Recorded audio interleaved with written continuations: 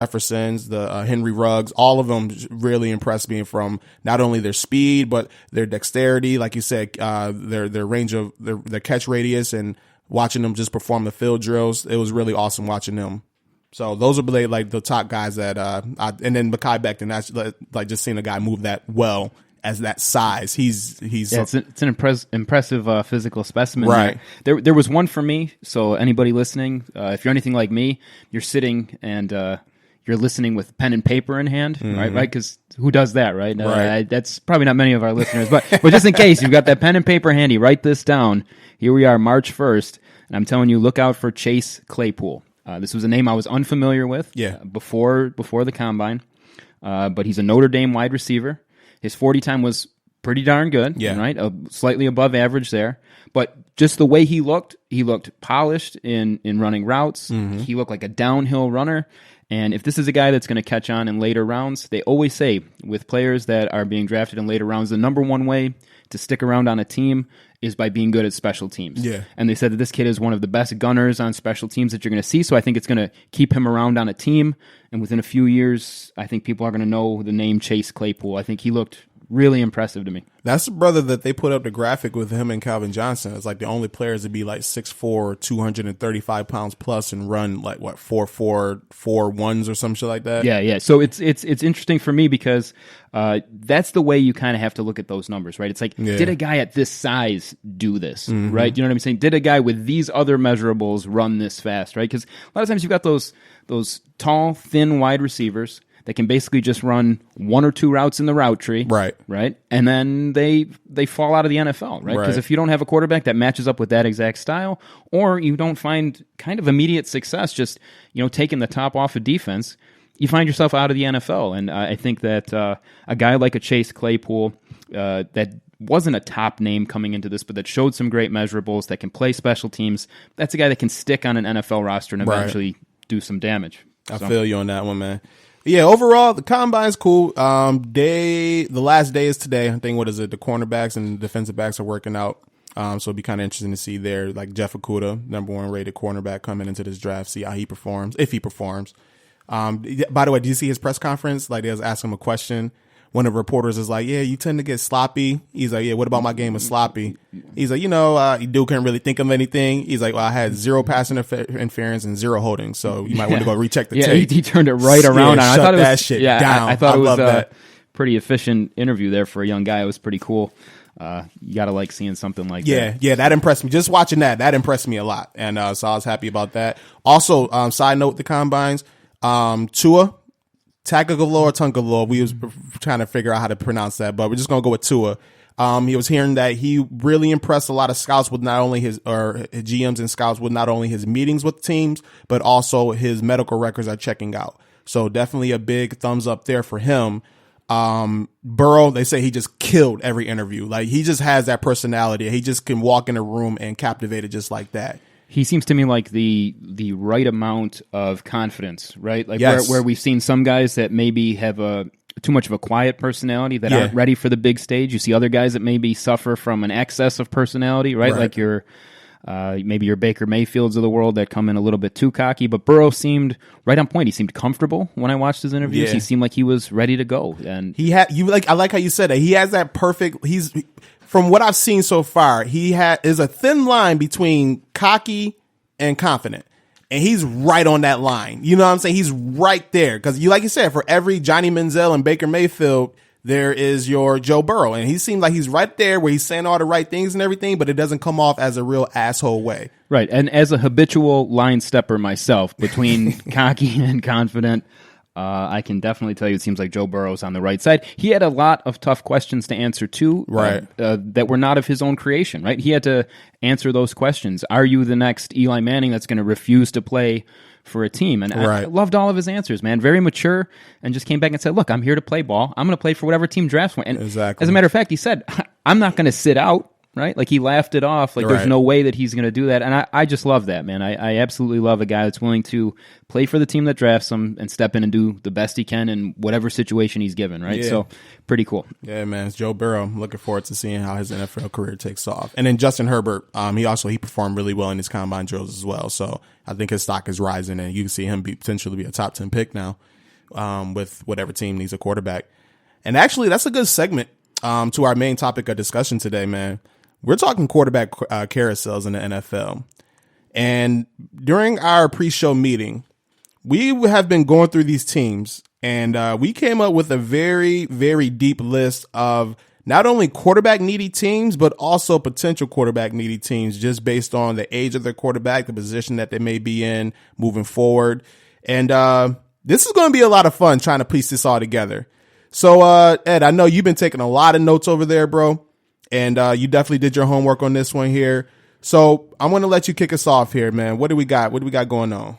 All right, I appreciate that. Since my hand hurts now, I got writer's cramp over here. I never anticipated something like writer's cramp or carpal tunnel before a podcast, but that's where I find myself because if we're looking at it, there are, from what I'm looking at here, in an off season, you know, when we're talking about quarterbacks in particular, that's the topic of today's podcast. And normally you might see 5, 6, maybe even on a busy year, 7 or 8 teams that are be talking about a quarterback that are in some way or another interested in the quarterback position or have some kind of storyline revolving around the quarterback position. Yeah. This year when we sat down, incredible.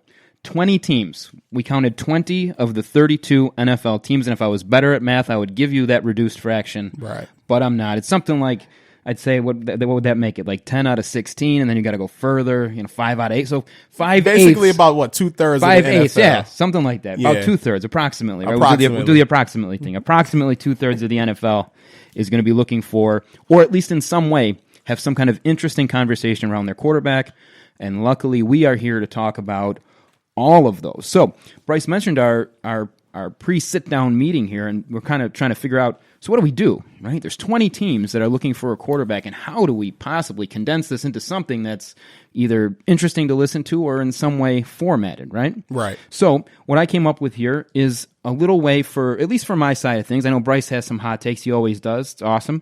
But for me, I want to see how does a team potentially work into a model of success. Okay? Right. So what I've got here, I've got 3 different models, and I'm going to talk about these different teams as though I were the GM. That's the fun part, right? Is talking about, if I was in control of this team, how would I manage this situation? Mm-hmm. Okay? And I think that there are 3 different models for success for quarterback play in the NFL. Okay. All right, so here we go. So I'm going to start one that's close to home for you. I think the number one way to have some success at the quarterback position in the NFL is to draft a quarterback and let him play. So I bet you know right away who I'm thinking about there. Who am I thinking of? Lamar Jackson, baby. That's right. Okay, so he played his first year in the NFL. That wasn't necessarily by design, but you got a great look at what he could do inside a system that wasn't even designed for him. Right. Then you have an off season and a great coach with Harbaugh who steps in and builds an offense around him. The rest is history. He's the MVP. Unanimous MVP. Incredible performance. You can find some success there. And there is precedent for that as well in the NFL. I mean, you look at a guy like Peyton Manning. That's someone who played right away, didn't have immediate success, got beat up his first year, but again, the rest is history. He looks to be a surefire Hall of Famer. Would you say? Yeah, I would think so. I think he might. I think he's gonna be enshrined there, right? Should be. He should have a busting can. Yeah, I'm looking forward to that. So then, if we're looking at current teams right now that are kind of following that model, I think you've got Kyler Murray, right? So Kyler Murray stepped in. They let him play right away. I think that's going to reap benefits. And if there's anyone that can fill in that Lamar Jackson kind of role and take a leap forward in year 2, I think that's the guy. Right. So the potential.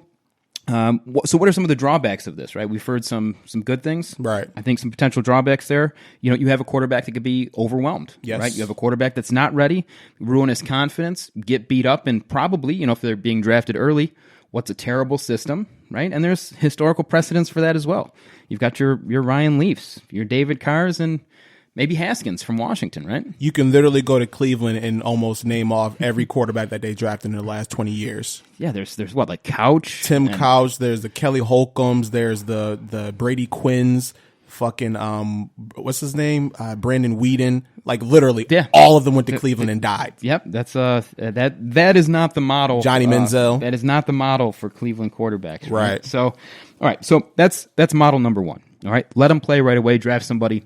Let them play. Number two. Okay. Draft someone, but let them sit behind a capable or serviceable starter for a year or two. Mm-hmm. Okay. So currently, we've seen some success from a guy out there in Kansas City. You guys might have heard of him, Patrick Mahomes. Yeah, I think he's pretty good. He's pretty good. There's another guy we might have heard of, Aaron Rodgers. Mm-hmm. Also had the also opportunity. Pretty solid. Yeah. Also pretty solid, right? There's some guys there that you can bank on. But they both had the luxury of sitting behind a great quarterback, okay, or at least a very good veteran mentor, right? With Alex Smith for Patrick Mahomes, or for Aaron Rodgers, we were sitting behind Brett Favre. Right. Both had great coaches. Back in the day, it was Mike Sherman that was the mentor for Aaron Rodgers, and now Andy Reid. Very happy to say, by the way, Andy Reid is not any longer the winningest coach to not have won a Super Bowl. Very happy for him. Shout That's out to cool. Big Red, man. Shout out to Big Red. About time, right? That's awesome. But great system there. Patrick Mahomes obviously stepped in, and that's NFL history as well. People are talking that he might already be a Hall of Famer. He's already got an MVP and a Super Bowl win under his belt. Right. And he's what, 23? 24. My God. Turning 25 in September. It makes me look at my life and the things that I've done and just... Like, where did I go wrong? Where did I go wrong? I feel you on that one, man. I don't know if I was going to go that far, but I'm glad you went there for me. That's excellent, man. It's a downer early in the morning, but that's man. Okay. That's okay. We get to talk about him. I might not be going pro. I've come to that realization that I may not be going pro after all. But yeah, so there's a great history of success in the NFL for drafting a guy, letting him sit behind a capable starter, and then moving him in when the time is right. Mm-hmm. Okay. Now, what does that require? What are some of the potential pitfalls there? Well, you're looking at it. You've got to have some patience, right? In today's NFL, you want these players to be able to step in. You're drafting them early. You're spending millions of dollars and using up that precious draft capital to bring somebody in. Right. You kind of want to see what they've got right away, right? Yeah. The fans want to see it. You see that every single year when a quarterback gets drafted. In the moment that the starting quarterback falters a little bit, what do they start doing? They start cheering for that guy that just got drafted. They want the backup in there, and that's just the nature of reality. I think nowadays, right? That's with everything. Yeah, nowadays we have very short attention spans, and also we want results as fast as possible. We want good results as quick as possible. And a lot of times we got to practice patience, and that's usually what's going to lead to better success down the road. But that's not today's time anymore.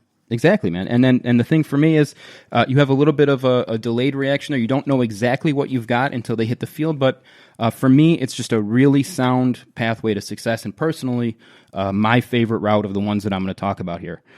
The final one to try to find success at the quarterback position is the one that is probably the most perilous, if I had to say. It involves bringing in an established veteran of some form or another. Yeah. That's either through a top free agent, maybe a veteran that's in need of a change of scenery, or someone that you think has the potential to be a starter that hasn't had that shot yet. Right. So in recent history, again, we're kind of talking in that language. We're talking about Drew Brees, came over from San Diego as a top free agent, signed with the Saints.